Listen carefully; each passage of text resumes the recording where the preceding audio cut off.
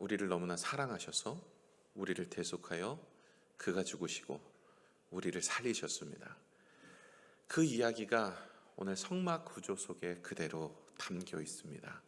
오늘은 이 번제단의 이야기를 함께 나누겠는데, 이 번제단은 바로 예수 그리스도의 십자가를 의미하고 있습니다. 그 속에 담긴 은혜를 함께 우리가 생각해 보고자 합니다. 우리 지난주에 같이 나눴던 성막 구조를 다시 한번 볼게요. 성막 사진 보여주시기 바랍니다. 우리 사진 한번 보여주실까요? 성막 사진을 보여주세요. 네. 자, 이렇게 성막 사진이 있어요. 이게 하얀 테두리가 되어진 게 이게 성막이라고 부릅니다. 이 안에 있는 것들이 다 성막이에요. 근데 이 성막에는 보시면 불이 타고 있는 이 번제단이 있고요. 그 뒤에 물두멍이 있고 그 뒤에 성소가 있습니다. 다음 사진 보여주실까요? 네, 이런 구조가 되어 있죠. 이 성막 안에 성소에 대해서 우리가 계속 나눴죠. 출애굽기에 나와 있는 지지난주부터 함께 못 들은 척하지 마시고 다 들었잖아요. 이게 전혀 새로운 얘기는 아니죠, 그죠? 이렇게 뭐 끄떡이라도 해주세요, 막 이렇게 해줘. 들었다, 뭐 이렇게 표해 주시면. 그래서 저기 안에가 성소가 있고 지성소가 있다 그랬죠. 그리고 그 천막 이 덮개에 대해서 네 겹인데 의미들이 다 있다 그랬어요. 하나님께서 그냥 막 만드신 게 아니라 이렇게 만들어라, 이렇게 해서 뭐 기능적 의미만 둔 게 아니에요. 영적인 의미를 두어서 이 성막 구조를 통해서 예수 그리스도 메시아를 기억하고 바라고 소망하고 믿게 하는 거예요. 여러분, 구약 성도들은요, 신약 시대는 좀 다릅니다. 신약 시대는요, 우리가 성경을 통해서 오신 예수 그리스도를 보시잖아요. 그런데 구약 성도는 오실 예수 그리스도를 봐야 돼요. 그러니까 메시아가 어떤 일을 하는 분이신가를 보여주기 위한데, 성경이 없잖아요. 그때는 신약도 없고 구약도 없고, 성경이 그때는 모세 오경, 그 모세가 쓰여져서 모세 오경이라고 하는데, 그 전까지는 이스라엘 백성들 광야에서 없어요. 그럼 무엇을 가지고 하나님의 은혜, 또 하나님의 행하실 일들, 예수 그리스도를 바라볼 수 있을까요? 그것이 바로 성막이에요. 이 성막을 통해서 그들에게 예수 그리스도가 이 땅에 오셔서 무엇을 하시는지, 우리가 어떻게 살아야 되는지, 하나님 주신 은혜 가운데 우리는 어디로 가야 되는지에 대해서 알려주고 있는 거예요. 그래서 이 성막 구조는 무엇보다 중요합니다. 구약의 성도들도 뿐만 아니라 신약을 살아가는 우리에게도 이 성막 구조를 통해서 메시아 예수 그리스도가 어떤 일을 하러 이 땅에 오셨는지, 그것을 통해서 우리가 무슨 은혜를 누릴 수 있는지를 같이 나누는 겁니다. 우리 다시 사진을 보여주실까요? 아까 그 사진이에요. 이렇게 해서 성막 구조에 대해서 다 이야기를 드렸죠. 위에 덮개 중요하다 그랬습니다. 다시 이 평면도 한번 보여주실까요? 그 다음 장 보시면 이렇게 되어 있어요. 이게 평면도입니다. 자, 보시면 입구가 있어요. 입구는 항상 동쪽이에요. 왜 동쪽인지 아세요? 하나님이 동쪽에 놓으라고 하셨어요. 여러분, 에덴의 동산에서 아담과 하와가 쫓겨난 쪽이 동쪽이에요. 이 쫓겨난 곳으로 다시 들어오는 거예요. 그리고 영적인 의미가 있어서 동쪽에 놓으라고 말씀을 하시는 겁니다. 자, 동쪽에서부터 시작한 입구가 번제단을 지나요. 이걸 지나지 않으면 절대로 성소로 나아갈 수가 없습니다. 자, 성소 안에는 지성소가 있고, 지성소에는 무엇이 있습니까? 법궤가 있어요. 이 법궤는 하나님의 임재 상징이라고 말씀을 드렸죠. 하나님의 임재 상징입니다. 그래서 죄 많은 인생이 아무나 들어갈 수 없어요. 대속죄일 날 본인이 이제 죄 사함을 이렇게 하나님 앞에서 제사를 드렸던 대제사장 한 분만 들어갈 수 있어요. 대속죄일 날. 그래서 하나님의 임재를 경험하게 됩니다. 그런데 이게 영적 지도예요. 자, 죄인이 입구를 통해서 들어와요. 그리고 번제단이 뭐라고 그랬죠? 예수 그리스도의 십자가라 그랬어요. 그 십자가의 구속의 은혜를 경험한 자만이 물두멍을 지나서 성소 지성소로 가는 거예요. 이 물두멍은 다음에 설명할 겁니다. 이 성소와 지성소로 들어가서 하나님과의 교제와 만남이 일어날 수 있는 거예요. 그러니까 번제단을 지나지 않고는 하나님 앞에 나아갈 자가 아무도 없는 것을 이 지도의 모습을 통해서, 이 배치를 통해서 하나님은 우리에게 일러주고 있는 것입니다. 억울한 일을 당한 한 사람이 있었습니다. 왕을 만나서 자기 억울함을 조금 이렇게 고백하고 좀 해결받기를 원했어요. 왕을 찾아갔습니다. 그런데 왕궁을 지키는 그 문지기가 문을 열어주지 않았어요. 신청하고 왔습니까? 왕이 만난다고 이야기하셨습니까? 왕을 만나기로 예약을 하셨습니까? 아니요, 나는 너무나 급하고 너무나 억울하고 너무나 힘들어서 왕을 만나서 내 형편을 이야기하고 싶습니다. 문지기가 그래도 열어줄 수가 없습니다. 왕에게 신청을 하고 왕이 만난다는 그 증표를 가져오지 않는다면 이 문을 열어줄 수는 없습니다. 계속 간청을 합니다. 너무나 급하고 너무나 억울한 일을 당했습니다. 내가 오늘 왕을 만나야 됩니다. 꼭 만나고 싶습니다라고 아무리 얘기해도 문은 굳게 닫혀 있고 열어주지 않습니다. 그때 한 아이가, 꼬맹이 한 어린아이가 옆에 와서 이야기하는 거예요. 아저씨 뭐 하세요? 왕을 만나고 싶으신가요? 제가 만나게 해드릴까요? 이야기합니다. 근데 이 억울한 남자는 그 어린아이가 이야기하는 게 들리지 않습니다. 그냥 애들은 가라 좀, 귀찮게 하지 말고 가, 나는 왕을 만나야 돼, 이런 마음에서 아랑곳하지 않고 계속 그 문지기에게 왕을 만나게 해달라고 조릅니다. 근데 이 아이가 그 억울한 남자의 손을 붙잡더니 왕에게 가는 거예요. 누구도 방해하는 자가 없습니다. 누구도 막는 자가 없어요. 그리고 그 억울한 남자는 왕을 만나서 문제를 해결받았습니다. 그럼 도대체 이 아이는 누구일까요? 그 아이는 왕의 아들이었습니다. 왕의 아들이기 때문에 이 왕 앞에 나가는데 누가 막을 수 있겠습니까? 왕자인데, 아버지한테 간다는데 누가 그를 막고 뭔가의 증명을 가져서 나갈 수 있을까요? 아무도 막을 자가 없는 거예요. 그 아들이 그 억울한 자의 손을 붙잡고 아버지에게 와서 그 억울함을 풀어주었던 것이죠. 하나님도요, 우리가 만날 수 있는 환경이 되지 않습니다. 우리는 죄인입니다. 주님 앞에 이 죄를 가지고 나가는 모든 인생은 다 죽을 수밖에 없어요. 그런데 예수님께서, 하나님의 아들이신 예수 그리스도께서 우리를 위해 대속하여 주시고 하나님을 만날 수 있는 문을, 길을 열어주신 거예요. 그래서 누구든지 예수님의 이름으로 기도하면 응답이 있고, 누구든지 예수님의 이름 앞에 나가서 예배하는 자는 오늘도 하나님이 여러분의 예배를 받으시고 은혜를 더하여 주시는 줄로 믿습니다. 여러분 생각해 보세요. 우리가 아무리 하나님의 은혜를 잊기를 원해서 예배를 드린다고 하여도 만군의 여호와 하나님이 우리의 예배를 받지 않으신다면 그 예배가 복이 되겠습니까? 우리가 열심히 새일의 밤기도에 기도를 한다고 해도 만군의 여호와 하나님이 우리의 기도를 들으시지 않는다면 그 기도가 응답이 되겠습니까? 여러분, 하나님께서는요, 우리의 예배도 받으시고 우리의 기도도 들으시고 하나님의 역사로 우리의 인생을 책임져 주시는 분인 줄로 믿습니다. 누구 때문에 그런 인생이 되었을까요? 예수 그리스도 때문에 그런 인생이 된 거예요. 이 번제단을 통해서 누구든지 이 죄인이 어떤 죄를 짓든지 이 번제단의 예수 그리스도의 십자가의 구속의 은혜를 경험하는 사람은 주님 앞에 나아갈 수 있는 은혜를 얻게 된 거예요. 성소 지성소로 나갈 수 있는 하나님이 주시는 은혜를 허락하여 주셨습니다.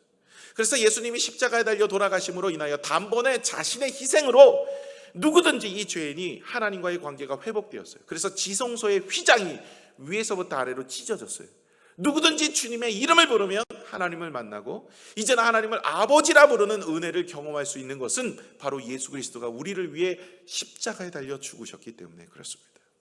그 은혜의 그 자리가 바로 이 번제단의 모습이고, 그것이 우리에게 상징적으로 보여주는 이야기가 있습니다. 그 이야기를 지금부터 함께 나누고자 합니다. 먼저 이 번제단의 이름의 뜻을 여러분 살펴보셔야 됩니다. 번제단의 이름의 뜻이 무엇일까? 단이라는 뜻은요, 히브리어로 미츠하바라는 단어를 쓰고 있는데, 미츠하바, 이것은요 동물을 학살하다, 죽이다, 이런 뜻이에요. 단이라는 게 죽이다, 학살하다. 근데 번제라는 단어는 히브리어로 올라라는 단어를 쓰는데, 번제라는 뜻 자체가 올려드리다, 이런 뜻이에요. 아주 쉬워요. 올려드리다, 이런 뜻입니다. 외우기 아주 쉽죠? 번제 뜻이 뭐예요? 올라. 히브리어 잘하시는데요. 예, 올려드리다. 아마 죽을 때까지 잊지는 않으실 거예요. 이 번제 뜻이 뭐야? 올려드리다, 이 뜻이에요. 그럼 번제단 합치면 무엇일까요? 합치면 또 잘 모르겠죠. 또 죽여서 올려드리다, 이게 번제단입니다. 이게 번제단의 뜻이 뭐냐? 죽여서, 동물을 죽여서 제단에 눕혀서 그 피로, 그리고 그 제물로 하나님께 올려드리다. 다시 말해 죽여 올려드리는 게 번제단입니다. 그 의미가 바로 번제단의 뜻이에요. 근데 번제단의 또 재료를 살펴보셔야 됩니다. 이 번제단은 조각목으로 만들려고 하셨어요. 이 조각목은 지금 성물들 안에 법게, 그리고 거기에 있는 떡상, 그 다음에 촛대, 이런 것들도 다 뭐로 만들어졌죠? 널판, 다 조각목이, 아카시아 나무. 근데 왜 하나님은 이 조각목을 아카시아 조각목으로 이거를 다 만들라고 했나요? 다른 나무들도 있을 텐데 이 아카시아 나무 이 조각목은요 상당히 거칠어요. 가시도 많고요. 이거는 뭐 가구를 만들기도 참 어려운 나무임에도 불구하고 이 나무를 가지고 하나님의 성소 안에 있는 이 성물들을 거룩한 성물들을 만들라고 하십니다. 우리가 지난주에 같이 살펴보았죠. 이 조각목은 우리의 인생, 사람의 모습을 이야기하는 거예요. 투박하고 거칠기 쉽지 않고 가시가 있고 주목받지 못하는 나무였던 우리가 하나님 앞에 의탁되어서 하나님이 그것을 뭐로 입히죠? 금으로 입히거나 오늘은 노수로 입히는데 그런 노수로 입혀서 하나님의 영광된 성소에서 쓰임받을 수 있도록 하나님의 영광을 드러내는 사람으로 우리를 만드신 겁니다. 그런 은혜가 저와 여러분 안에 있는 줄로 믿습니다. 그런데 여태까지는 다 금으로 입혔어요. 그렇죠? 금장으로 다 입혔습니다. 널판까지도 벽까지 다 금장인데 얘는 금이 아니에요. 뭐로 입히라고 하냐면 노수로 입혀라라고 이야기합니다. 그리고 모든 거기서 쓰는 5가지 이제 그 기구들이 나와요. 쭉 읽어보면 다 뭐로 나와요? 노에 대한 이야기를 하고 있어요. 그럼 노의 의미를 우리가 생각해 보지 않을 수가 없습니다. 성경에서 노는 뭐로 표현이 됐길래 왜 노수로 그것을 입혀라라고 이야기하는가? 2가지 의미를 가지고 있는데 첫 번째 의미가 저주, 심판이 노입니다. 2번째 의미는 이 승리, 강함입니다. 2 의미가 완전히 달라져 있는데요. 이 2 의미를 가지고 있는 하나의 모습이 있습니다. 그것이 십자가입니다. 십자가는 저주의 상징이고 심판의 상징이지만 그러나 예수 믿는 우리에게는 승리의 상징입니다. 그 심판으로 인하여 죄에서 사망에서 우리를 건지셨어요. 그래서 십자가를 볼 때마다 이건 사형 틀이잖아요. 심판의 틀입니다. 그러나 또 한편 이 십자가는 은혜의 자리가 되어지는 것입니다. 그리고 십자가는 그 은혜로 우리에게 찾아오는 것이죠. 신명기 28장 22절에서 23절에 보시면 심판의 모습의 이 놋에 대해서 이야기하는데 함께 읽겠습니다. 시작. 여호와께서 폐병과 열병과 염증과 학질과 한재와 풍재와 썩는 재앙으로 너를 치시리니 이 재앙들이 너를 따라서 너를 진멸하게 할 것이라. 내 머리 위에 하늘은 놋이 되고 내 아래의 땅은 철이 될 것입니다. 하늘이 뭐가 돼요? 놋이 된다. 이 놋은 심판을 의미하는 거예요. 우리가 불순종하고 하나님 앞에 온전히 서지 못하면 하나님이 심판을 하셔서 그 심판의 모습의 의미를 놋으로 표현하고 있는 거예요. 그래서 이 놋은 심판을 의미합니다. 이 놋제단은 뭘까요? 오늘 번제단이 놋제단인데 이 놋제단은 심판을 의미하는 제단이래요.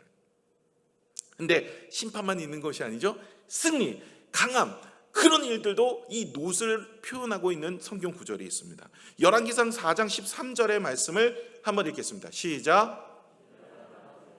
엔게벨이니 그는 길라앗에 있는 므낫의 아들 야일의 모든 마을을 주관하였고 또 바산 아르곱 땅의 성벽과 놋빗장 있는 60개의 큰 성읍을 주관하였으며. 아멘. 여기에 보시면 성벽과 놋빗장이라고 되어 있어요. 이 놋빗장이 뭘까요? 그 당시에는 이 놋으로 된 빗장, 이 강함, 그리고 거기에는 승리, 이런 뜻을 가지고 있는 성경적 의미를 담고 있어요. 강하다라는 것이죠. 그래서 이 놋빗장으로 만들어진 성은 강한 성을 의미하고 있는 것입니다. 그래서 이 놋이라는 것은요, 이 강하다, 승리하다, 뭐 이런 힘과 능력을 상징하는 것이 또 놋입니다. 심판을 상징하기도 하고 능력과 힘을 상징하는 거예요. 그러면 이 심판과 능력과 승리를 상징하는 동시에 가지고 있는 것이 뭐가 있을까요? 십자가라는 거예요. 민수기 21장 이스라엘 백성들이요, 불뱀과 구리뱀 사건 여러분 아시나요? 불평을 광야에서 하니까 하나님이 불뱀을 보내서 이스라엘 백성들 다 물려 죽게 하십니다. 그럴 때 모세가 중보를 하죠. 하나님 용서하여 달라고. 그럴 때 하나님께서 중보하는 모세의 이야기를 듣고 이 불뱀으로 죽어가는 이스라엘 백성들을 다시 살릴 것을 하나님께서 말씀하시고 모세에게 장대에다가 나무에다가 놋뱀을 달아서 그것을 보는 자는 살 것이다, 이렇게 이야기합니다. 놋뱀을 장대에 달아서 그것을 보는 자는 살리라. 그 장대 나무에 달린 것은 저주입니다. 성경에 보시면 나무에 달리는 것은 저주에 대한, 심판에 대한 거예요. 그래서 심판으로 이 저주, 이 놋뱀을 보는 자는 살게 됩니다. 이건 어디에 예화가 내어집니까? 요한복음 3장 14절 15절의 말씀을 같이 한번 읽겠습니다. 시작. 모세가 광야에서 뱀을 든 것 같이 인자도 들려야 하리니 이는 그를 믿는 자마다 영생을 얻게 하려 하심이라. 모세가 광야에서 뱀을 들었어요. 그 뱀이 놋뱀이거든요. 이 놋뱀을 들린 것 같이는 누구요? 예수 그리스도가 들려야 살리라. 다시 말해 그 나무에 장대에 메어졌던 뱀처럼 예수님이 십자가에 달려 돌아가시는데 그 십자가의 은혜를 바라보며 하나님께서 주시는 은혜 가운데 서 있는 자는 영원한 생명을 얻게 되어지는 생명의 역사가 있는 은혜를 말씀하고 있는 거예요. 그래서 여러분, 이 놋이라는 것은 심판과 저주 그리고 생명과 이 영생, 그런 모습으로 이 놋에 대한 의미를 성경에서 찾아볼 수가 있는 것입니다. 저주와 승리의 상징이 뭐라고요? 그것이 바로 십자가를 상징하고 있는 모습이라는 것이죠. 예수님이 우리를 위해 심판을 당하시고 죽기까지 우리를 사랑하셨습니다. 예수님이 왜 십자가에 달려 돌아가셨을까? 왜 이 땅에 오셨을까요? 우리를 너무나 사랑하셔서 우리에게 복을 주시고 은혜를 주시고 영생을 주시기 위해 이 땅에 오셨습니다. 아까 영상을 통해 우리 같이 나누었지만 그런 예수 그리스도가 십자가에 달려 돌아가신 그 고통 속에서 우리를 구원하시기 위해 끝까지 그 일들을 감당하셨다. 우리가 죽어야 되지만, 우리가 심판을 받아야 되지만, 영원한 형벌로 가지만 우리 모든 인생 죽고 끝나는 게 아니고 죽음 이후에 삶이 있는데 그것이 바로 모든 인생 지옥으로 가는데 하나님께서 우리를 위해 십자가에 달려 돌아가셔서 우리를 구원하여 주십니다. 그리고 나서 천국으로 인도하여 주십니다.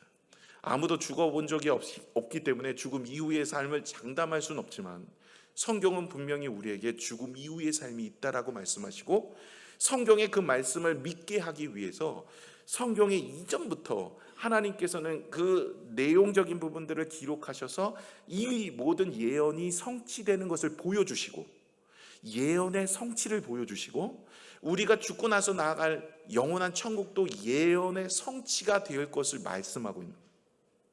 그러므로 누구든지 예수 그리스도를 영접하고 예수 그리스도를 붙잡고 우리가 예수 그리스도를 믿으면 영원한 생명으로 나아가게 되는 줄로 믿습니다.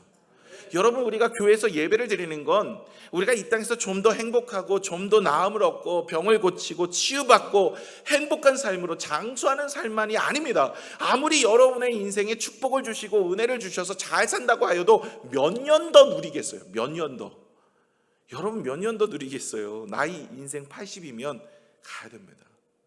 여러분, 영원토록 우리가 살 수 없는 인생이에요.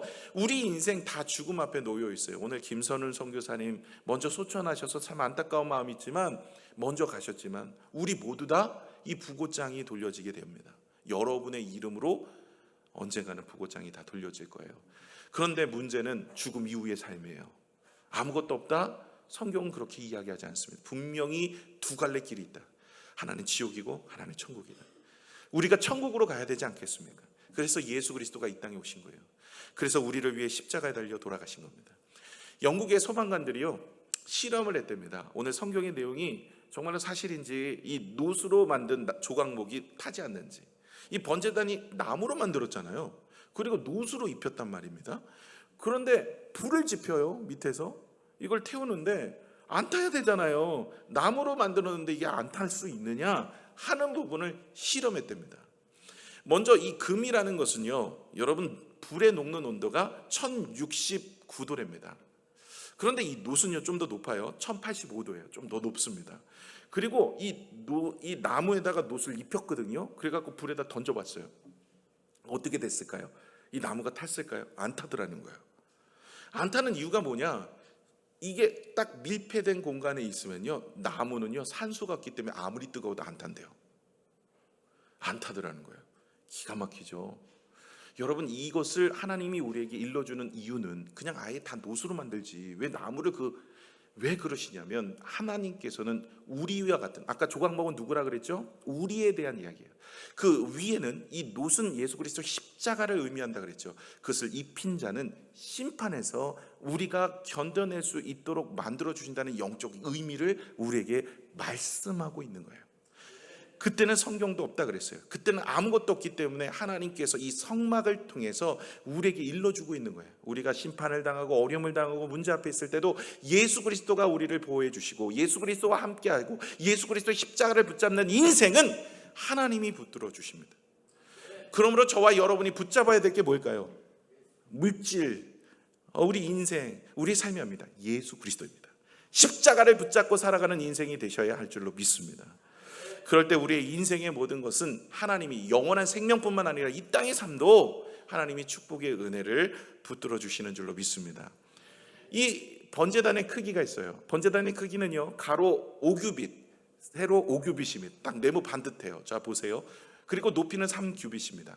근데 여러분, 이 5규빗으로 만들어서 정사각형으로 만들라고 말씀하셨는데, 여러분 뭐 8규빗, 10규빗으로 만들면 크고 좋잖아요. 그냥 왜 5규빗이냐는 거. 5규빗 이게 뭐 2m 25 요 사이즈로 딱 만들라고 하는 거예요. 여러분, 바이블 코드라는 게 있습니다. 이 바이블의 숫자의 의미를 다 가지고 있어요. 이 바이블 코드라는 게 있는데 그 중에 이 5라는 숫자가 가지고 있는 의미가 있어요. 이 5는 고통과 심판을 의미합니다. 그래서 5규빗으로 만드는 거예요. 다시 말해 이 번제단은 고통과 심판입니다. 무엇에 대한? 죄로부터의 고통과 심판. 이것을 누가 담당하셨어요? 지금은 어린 양이 담당하지만 이것이 장차 오실 예수 그리스도가 우리를 위해 이 죄로 심판을 당하실 것을 말씀하고 있는 내용이에요. 그러므로 저와 여러분은 예수 그리스도로 인하여 주님 앞에 나아갈 수 있고, 예수 그리스도로 인하여 영생을 얻고, 예수 그리스도로 인하여 기도의 응답을 받고, 예수 그리스도로 인하여 하늘에 주시는 축복을 얻게 되어지는 줄로 믿습니다. 또한 이 번제단은요, 신약 시대의 교회와 같은 의미도 가지고 있습니다. 성경의 교회는 하나님의 몸된 교회라고 말씀하십니다. 몸된 교회. 예수 그리스도가 우리 교회의 머리 되어 주시고, 이 교회는 예수 그리스도의 몸이라 그랬어요. 이 몸의 지체로 우리가 함께 붙어 있는 거예요. 그러니까 교회를 떠나서는 열매를 맺기가 참 어렵죠. 우리가 포도나무, 예수님이 포도나무고 우리는 가지이기 때문에 붙어 있기만 하면 열매가 맺기 때문에 몸된 교회에 하나님께서 함께 교회를 만드셔서 이 교회를 통해서 우리가 붙어 있게끔 하시는 거예요. 그래서 이 번제단은 이 교회의 의미를 가지고 있는데, 여러분 수많은 세상의 건물들이 있습니다. 그렇죠? 여기 우리 교회도 건물이고, 옆에 학교도 건물이고, 여기 빌딩도 건물이고, 병원도 건물이고, 수많은 건물들이 있는데요. 그리고 수많은 기업들이 있는데 그 어떤 곳도 이 죄 문제를 다루는 것이 없습니다. 영생의 것을 다루는 것이 없습니다. 여러분, 세계의 가장 유명한 기업들도요, 이 영생에 대한 것을 다루지 않습니다. 죄에 대한 것을 다루지 않습니다. 목욕탕에 가서 때를 밀어도요, 아주 잘 때를 밀으신 분들한테 때를 밀어도 이 죄 문제는 해결이 되지 않아요. 밀리지 않습니다. 여러분, 학교에서 아무리 공부를 해도 이 죄 문제가 해결이 되지 않아요. 여러분, 병원에 가셔서 유능한 의사가 있다 할지라도 그 유능한 의사도 이 죄 문제를 잘라내지 못합니다. 세상에 어떤 것도요, 이 죄 문제를 다루거나 자르지 않습니다. 영생에 대한 것도 마찬가지입니다. 그런데 오직 유일한 교회만이 영원한 생명을 다룹니다. 하나님의 말씀을 다룹니다. 죄 문제를 다루는 거예요. 그러기에 이 교회는 복된 교회예요. 은혜의 교회입니다. 이곳에서 예수 그리스도의 복음이 선포되는 거예요. 이곳에서 예수 그리스도의 십자가의 은혜가 선포되고, 이곳에서 하나님의 능력이 나타나고, 이곳에서 치유가 있고, 이곳에서 회복이 있는 것입니다. 그러기에 교회가 정말 중요한 부분이 아닐 수 없습니다. 정말 좋은 교회를 만나서 우리의 영원한 생명도 축복을 얻고, 우리의 인생도 복을 얻고, 우리의 삶도 나음을 얻고, 예수 그리스도로 인하여서 오늘도 우리가 간구하면 은혜를 얻는 믿음의 모습이 되는 줄로 믿습니다. 세례 반기도에 제가 계속 강조를 하지만 벌써 안 나오려고 작정하신 분도 계시고 북녘 땅은요, 여러분 교회가 없어서 교회 한번 가는 게 소원이에요. 입을 뒤집어 쓰고 그리고 찬송을 부르고, 목나와 부르지 못해서 안타까운. 제가 예전에 중국에 비전 트립 갔는데 거기서 지하교회에서 예배를 제가 집도한 적이 있어요. 예배를 집도한다고 우리 선교사님이 미리 만드셔서, 자리를 만드셔서 가는데 우리 선교팀이 한 12명이 갔어요. 근데 한꺼번에 못 들어가. 2명씩 짝을 이뤄서 들어가야 돼. 공안이 쳐다보니까. 그래서 2명씩 이렇게 짝을 이루어서 들어갔어요. 갔더니 10시간 기차 타고 오신 분, 5시간 기차 타고 오신 분, 이런 분들이 거기 안에 계시는 거예요. 지하교회 지도자들의 모임이 있었습니다. 말씀을 전하는데요, 얼마나 뜨겁게. 그런데 찬양을 하는데 소리를 높이지 못해요. 입만 뻥긋뻥긋 하는 거예요. 우리는 찬양으로 여러 가지 악기로 기쁨으로 찬양하잖아요. 우리가 얼마나 축복인지 몰라요. 오늘도 예배를 드리면 하나님께서 은혜를 주십니다. 오늘도 기도하며 응답을 주십니다. 찬양하며 기쁨을 허락하십니다. 우리가 이렇게 봉사하고 헌신하며 하나님께서 복을 더하여 주십니다. 우리의 마음에 찾아주시는 은혜, 이 교회가 얼마나 소중한지 몰라요. 지금도 북녘 땅에는 혹은 중국에는 혹은 다른 나라에서는 교회가 없어서 예배를 드리려고 해도 예배를 드릴 수 없는 형편이 있습니다. 여러분, 교회는 정말 소중한 거예요. 귀하게 여겨주셔야 돼요. 정말 이 교회에서 예배를 드릴 수 있는 이 자리는 은혜입니다. 근데 요즘엔 이 예배에 대해서 소중함을 몰라요.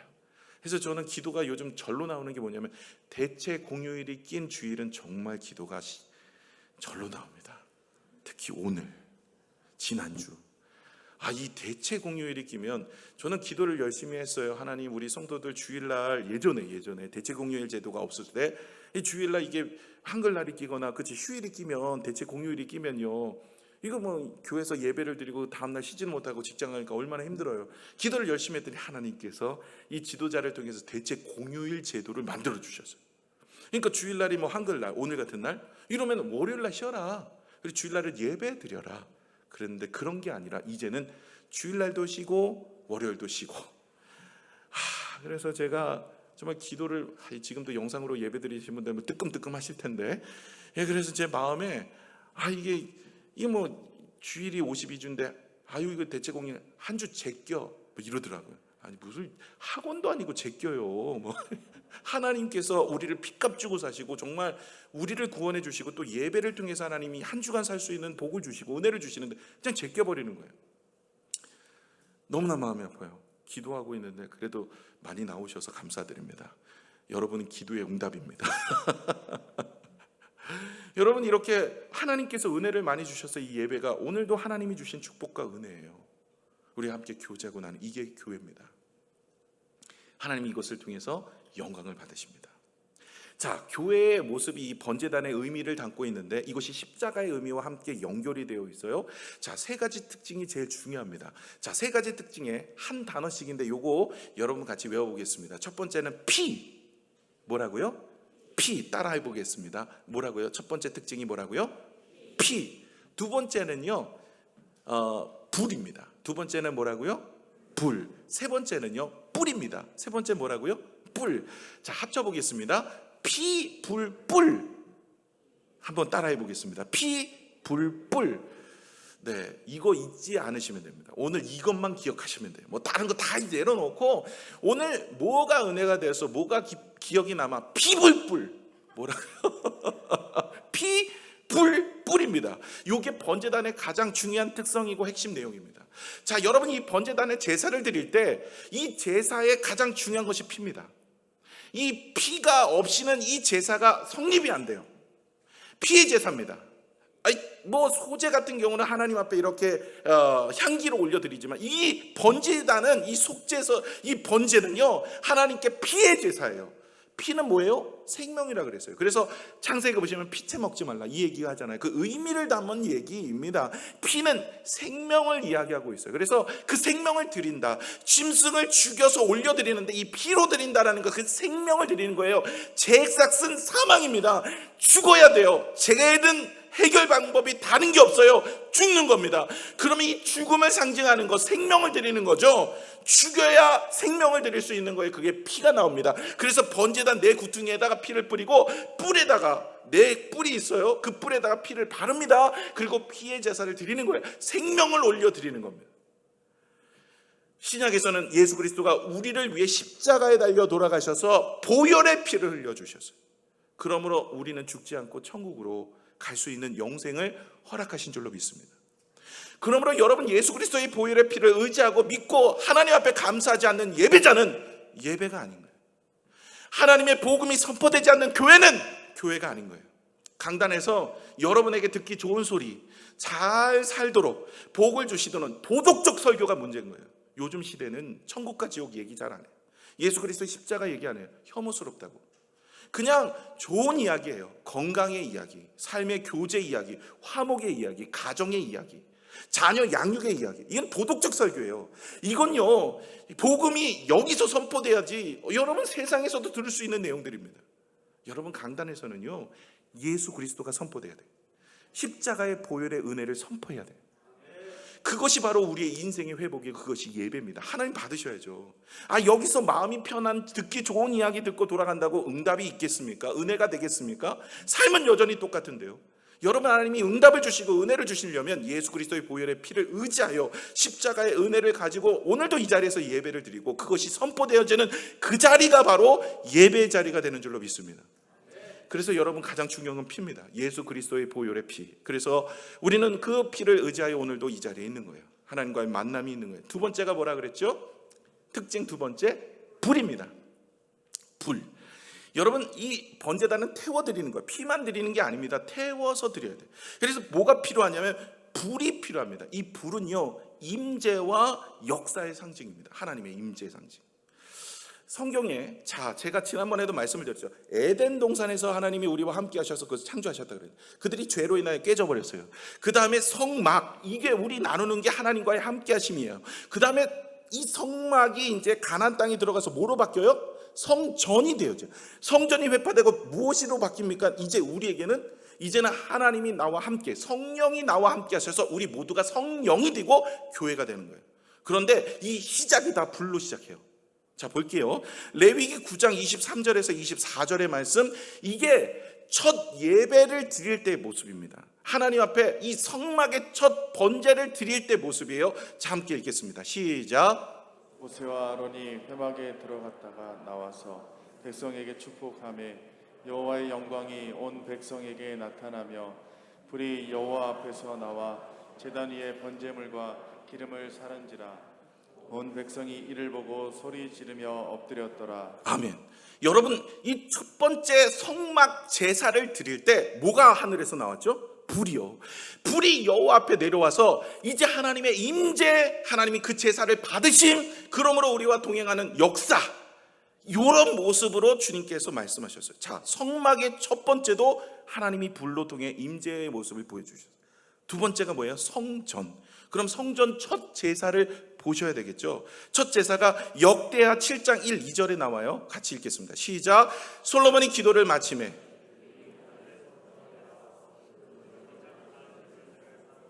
여호와의 영광이 그 성전에 가득. 여기까지 읽겠습니다. 여러분 보세요. 솔로몬이 기도를 마쳐요. 이게 성전 기도, 처음 봉헌 기도. 그리고 봉헌하여 첫 제사를 드릴 때 뭐가 내려왔다고요? 불이 내려왔어요. 그래서 하나님의 임재 그 제사를 받으셨다는 거예요. 그러면 이제 교회의 시작 뭐가 될까요? 이제 교회의 시작은 사도행전 2장을 보셔야 됩니다. 사도행전 2장 1절에서 4절을 같이 한번 읽겠습니다. 시작. 오순절 날이 이미 이름에 그들이 다 한 곳에 모였다. 호련히 하늘로부터 급하고 강한 바람 같은 소리가 있어 그들이 앉은 온 집에 임하여 마치 불의 혀처럼 갈라지는 것들이 그들에게 보여 각 사람 위에 하나씩 임하여 있더니 그들이 다 성령의 충만함을 받고 성령이 말하게 하심을 따라 다른 언어로 말하는 길을 시작하니라. 아멘. 자, 오순절 성령의 역사 무엇이 시작이에요? 교회의 시작이에요. 그 교회에 뭐가 있죠? 불이 임하는 거예요. 불이. 성령이 불같이 임하는 거예요. 다시 말해 성령의 역사를 불로 이야기하는 거예요. 자, 성막도 불이, 하나님의 임재, 성령의 역사, 그리고 성전도 하나님의 역사, 하나님의 임재, 그 다음에 교회, 우리 믿음의 성도들이 성전이 되어서 함께 모인 교회, 이것도 불로, 성령의 역사. 다시 말해 교회는 피, 예수 그리스도의 보혈의 십자가 없이 안 되고, 두 번째, 성령의 능력과 은혜가 없이는 안 돼요. 오늘도 예배를 드리는데 우리가 기도해야 돼요. 하나님, 내가 성령을 의지하여 예배하게 하여 주옵소서. 성령 충만하여 살아가는 인생이 되게 하여 주옵소서. 성령의 조명하심으로 말씀을 비추시고 성령의 말씀하심으로 우리의 죄가 드러나고 성령의 은혜 가운데 우리가 주님을 바라보며 성령의 충만한 열매가 일어나게 하여 주옵소서. 성령의 기름의 역사와 능력이 나타나는 교회가 아니면 그것은 하나님의 교회가 온전할 수가 없는 거예요. 저와 여러분이 오늘도 성령을 위해 기도하는 믿음의 모습이 되시기를 축복합니다. 세 번째, 시간도 다 되는 다음 주 할까요? 그냥 아니지, 뿔 해야 돼. 아니, 고민 많이 했어요. 이게 시간이 좀 많이 가요. 요즘에 어디서 잘라야 될까 고민 많이 해요. 잘라도 안 되고 이거 그래 조금 더 할게요. 네, 인상 쓰면 안 되고. 네. 자, 뿔입니다. 뿔. 세 번째가 뿔이에요. 뿔. 이 뿔이 뭘 상징하는 거야? 우리 사진 한번 다시 보여줄까요? 이렇게 뿔이 돼 있어요. 뿔 났죠? 4개 뿔이 났어요. 이게 하나님이 뿔따구가 많이 났다 이 뜻이 아닙니다. 이 뿔이라는 상징성이 있어요. 첫 번째 기능적 상징이 뭐냐면 여기 뿔에다가 그 제단의 제물을 묶어요. 그러나 영적 의미가 있어요. 이 뿔에 대한 영적 의미를 보셔야 됩니다. 이건 생명을 상징합니다. 그래서 솔로몬 왕이 이제 왕으로 등극했을 때 이제 아도니아가 반역을 해요. 아도니아가 반역을 해서 왕위 쟁탈전이 일어납니다. 그런데 이 아도니아가 반역을 해서 왕위 쟁탈전이 일어나다가 이 아도니아가 도망을 해요. 도망을 하다가 어디로 도망하냐면 성전으로 들어가서 이 번제단의 뿔을 잡아요. 너무 급하니까 이 뿔을 잡고 살려달라고 고백합니다. 왜요? 이게 생명을 상징하거든요. 그래서 솔로몬이 걔 살려줘 하고 살려줍니다. 왜요? 이 뿔은요, 누구든지 어떤 죄를 지어도 하나님께서 생명을 보존하시고 이끌어 주신다는 의미를 갖고 있는데, 이 아도니아가 아무리 죽을 죄를, 반역죄를 지어도 이 뿔을 붙잡고 용서해 달라고 하니까 살려줍니다. 이 뿔은요, 생명을 의미합니다. 여러분, 번제단은 예수 그리스도의 십자가를 의미하고 그건 교회라고 말씀을 드렸죠. 이제 이 교회에서 우리가 선포되어지는 것이 무엇일까요? 바로 예수 그리스도의 피. 두 번째가 뭐예요? 성령의 능력. 세 번째가 뭘까요? 우리가 영생에 대한 축복입니다. 여러분, 교회가 이 생명을 다루지 않으면 아무런 능력이 없습니다. 아무리 예수 그리스도의 피 그리고 이 성령의 능력이 있어도 우리가 영원한 천국을 소망하지 않고 이 땅을 소망하고 있다면 우리만큼 불쌍한 사람은 없습니다. 부활의 역사, 하늘의 소망, 그리고 하나님께서 우리에게 주신 능력, 그것이 무엇일까요? 우리가 영생의 축복인 줄로 믿습니다. 우리는 모두 다 죽습니다. 안 죽을 자 이곳에 아무도 없어요. 먼저 가느냐 늦게 가느냐 차이지 다 죽습니다. 그럼 죽고 나서 우리가 영원히 지옥으로 가느냐? 아니요, 천국으로 가게 되는 겁니다. 그래서 우리가 붙잡아야 될 것이 무엇일까요? 우리가 예수 그리스도의 구원의 뿔을 붙잡으셔야 돼요. 그것이 복음입니다. 누가복음 1장 69절의 말씀을 같이 한번 읽을게요. 시작. 우리를 위하여 구원의 뿔을 그 종 다윗의 집에 일으켰으니. 누구라고요? 이 구원의 뿔이 예수 그리스도예요. 예수 그리스도가 우리와 함께 하셔서 우리의 모든 죄를 대속하셔서 생명을 허락하여 주시는 거예요. 예수님 말고는 우리가 주님 앞에 나갈 자가 없어요. 예수님 말고는 우리가 영생 얻을 길이 없습니다. 오직 예수님이 길과 진리요 생명이 되시는 줄로 믿습니다. 오늘도 우리가 붙잡아야 될 것이 무엇일까요? 예수 그리스도이십니다. 오늘도 우리가 인생을 살아갈 때 물질도 아니고 사람도 아니고 세상의 스펙도 아닙니다. 우리가 붙잡아야 될 것은 오직 예수 그리스도와 한 분이신 줄로 믿습니다. 그래서 여러분, 교회가 피로 그리고 불로 그리고 뿔로 하나님이 주시는 은혜를 경험하셔야 됩니다. 세일의 밤기도회가 시작됐습니다. 우리가 붙잡아야 될 게 뭘까요? 여러분, 예수 그리스도입니다. 오늘 예수 그리스도를 붙잡고 21일 기도해 보십시오. 기적이 일어납니다. 역사가 나타납니다. 나중에 가서 후회하지 마시고 이번 기회에 여러분이 결단하시고 뭐 놀러 갈 것도 좀 잠깐 내려놓고, 다 나오라는 것 뭐 보장 못하지만 그래도 좀 나오려고 좀 신용이라도 좀 해주세요. 제가 그냥 답답해서 그래요. 여러분 기도하는데 응답 좀 받으셔야 되지 않겠습니까? 그래서 하나님이 주시는 은혜가 여러분의 있기를 축복합니다. 말씀을 맺겠습니다. 여러분, 몽골 사람들이 시력이 4.0이래요. 그리고 태국 모겐족이 있는데 그 사람의 시력이 9.0이랍니다. 근데 이 9.0은요 독수리들의 시력과 같대요. 이 사람들이 어떻게 이렇게 시력이 좋았냐고요? 먼 들판에 산답니다. 이 사람들은 멀리를 본대요. 그러다 보니까 시력이 점점 좋아진대요. 이건 영적인 의미로 우리가 생각해 볼 필요가 있습니다. 우리는요 근시각적인 모습으로 우리의 환경을 봐요. 문제, 상황, 어려움, 지금도 고통, 이러다 보니까 하나님이 정말 계실까? 기도한다고 뭐가 될 것 같아? 아무 일도 일어나지 않아요. 이런 생각을 해요. 근데 여러분 멀리 보십시오. 멀리 보십시오. 믿음의 눈을 뜨고 하나님이 행하실 놀라운 일들을 바라보며 멀리 보십시오. 지금은 비록 고난과 어려움과 문제가 있을 수 있습니다. 예루살렘에서 성벽이 다 불타버리고 문이 불타버리고 회파되었어요. 무너져버리고. 그럴 때 많은 이스라엘 백성들은 거기에서 통곡을 하고 애통을 하고 이제 다 끝났다고 자포자기했습니다. 그러나 믿음의 사람 느헤미야는 하나님께 금식하며 기도했어요. 그리고 하나님의 은혜를 구하고 하나님이 행하실 놀라운 일들을 선포하며 나가서 하나님의 성벽을 재건합니다. 놀랍죠.